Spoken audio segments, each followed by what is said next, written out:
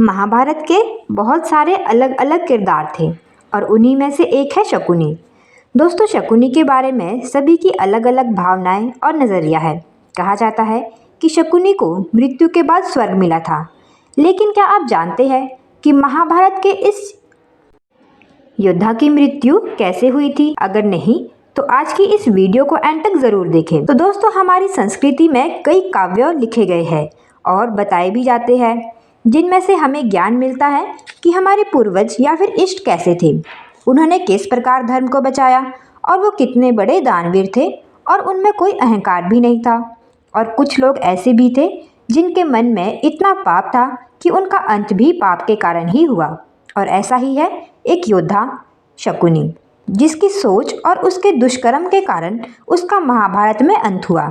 कथा के अनुसार जब शकुनी भागकर रणभूमि से अपने शयन कक्ष में गया तो चारों पांडव उसे पकड़ने के लिए उसके शयन कक्ष में आते हैं।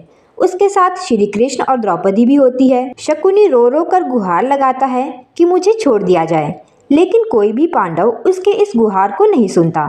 तब शकुनी भगवान कृष्ण से गुहार लगाता है, जिसके बाद भगवान श्री कृष्ण उसके सामने ये प्रस्ताव रखते हैं कि अगर उसे जीवन दान चाहिए तो उसे पांडवों के साथ एक बार फिर से चौसर का खेल खेलना होगा। अगर वो जीत गया तो उसे आज़ाद कर दिया जाएगा, परंतु अगर उसकी हार हुई तो पांडव उसके प्राण तक ले लेंगे। फिर चौसर के खेल को खेलने हेतु भगवान श्री कृष्ण ने द्रौपदी को बुलाया। शकुनी को अपनी मायावी पासों पर पूरा विश्वास था कि उसकी ही जीत होगी। खेल खेलने के लिए भी तैयार हो जाता है, जिसके कारण शकुनी अपने वस्त्र को दांव पर लगाता है। परंतु जब द्रौपदी पासे फेंकती है तब श्री कृष्ण अपनी माया से शकुनी के मायावी पासों को अपने वश में कर लेते हैं। और जब शकुनी को ऐसा आभास होता है कि वो जीतने वाला है, ठीक उसी वक्त वो हार जाता है, जिसके बाद सभी पांडव मिलकर उसे निवस्त्र कर देते हैं।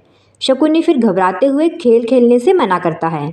तब श्री कृष्ण उससे कहते हैं कि मामाश्री, चौसर के खेल के नियम के अनुसार जब तक आपका सब कुछ चला नहीं जाता तब तक आप इस खेल को नहीं छोड़ सकते, और अभी तो आपकी जान भी बाकी है। जिसके बाद एक और खेल प्रारंभ होता है, जिसमें शकुनी अपनी जान की बाजी लगाता है और अंत में वो ये बाजी भी हार जाता है।